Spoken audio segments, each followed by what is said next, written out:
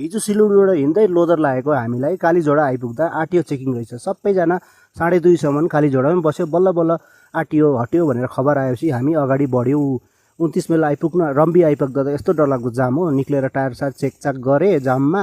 अन्त त्यसै त ढिलो भएको माथि एउटा मेरो अगाडिको गाडीको चाहिँ झन्डै त्रिपल काटेर चोरले चामलै निकाल्दैछ एनजेपीबाट आउँदा, त्यो देखाउँदैछ उहाँले।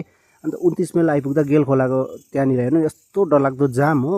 आज यतै उज्यालो होला जस्तो लाग्यो साथी हो।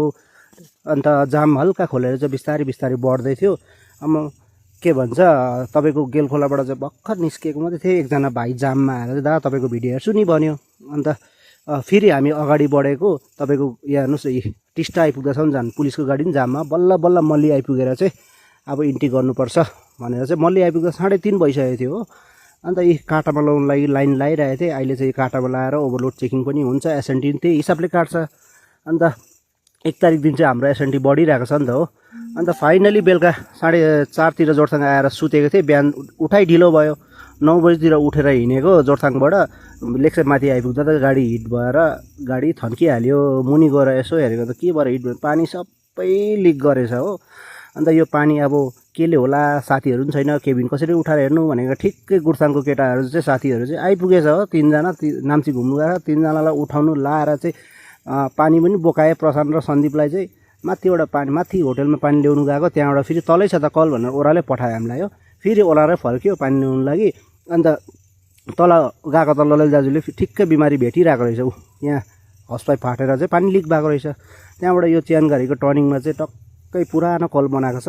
यो कलबाट चाहिँ पानी थापेर चाहिँ अब के भन्छ सामान चाहिँ गेजिङबाट पठाइदिने भयो। केटाहरूलाई जाऊ तिमीहरू नाम्ची घुम्नु गएको जाऊ भने केटाहरू निस्क्यो। अन्त सामान पठाइन्जेल चाहिँ माथि गएर क्यान्टिनमा खाजा खानु पर्यो भनेको त प्रशान्त भाइ र अर्को साथी पनि आइपुगेछ। उनीहरू पनि भिडियो बनाउँछ फेसबुकमा, गेजिङको पिकअप चलाउँछ। अन्त केटाहरूले खाजाको पैसा नि उनीहरूले तिर्दै मेरो लाग्यो उनीहरू। अन्त जीवन दाजुको टाटामा चाहिँ सोनुले सामान पठाइदिएछ हो। जीवन दाजु चाहिँ तल गिटेकी बल्ल ल्याउनु गएको रहेछ 2 माइलबाट उता। अन्त मेरो पाला यी रेन्ज र हाउसवाइफ पठाइदिनु नयाँ।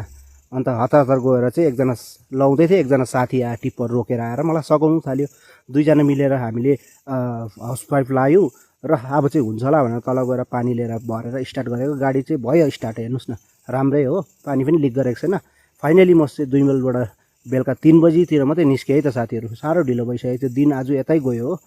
अन्त 6 माइलमा आएर चाहिँ अलिक त्यो लामो भएर कुचेको थियो। सोनु पनि त्यहीँ बसिरहेको रहेछ। त्यसलाई चेक गराएर फेरि 6 माइलबाट चाहिँ म चल्दै उकालो लास्ट फाइनली 8 माइलमा आएर चाहिँ अब रुममा रेस्ट गर्छु साथीहरू।